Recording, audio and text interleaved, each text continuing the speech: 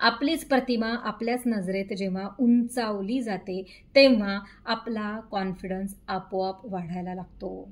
आणि मग जर तुम्ही स्वतःला छान समजत असाल, तुम्ही स्वतःला गुणी, चांगलं आणि परफेक्ट समजत असाल आणि जर समोरचा मात्र तुम्हाला इम्परफेक्ट आहेस तू किंवा तुला काही जमतच नाही, तुझी लायकीच नाही किंवा तू कधी काही काही चांगलं काम करूच शकत नाही, असं जर समोरचं तुम्हाला जर सारखं दूषणं लावत असेल, तर मग बघा इथं गॅप येते की नाही. मग समोरच्याचे बोल तुमच्या आतपर्यंत जातच नाहीत.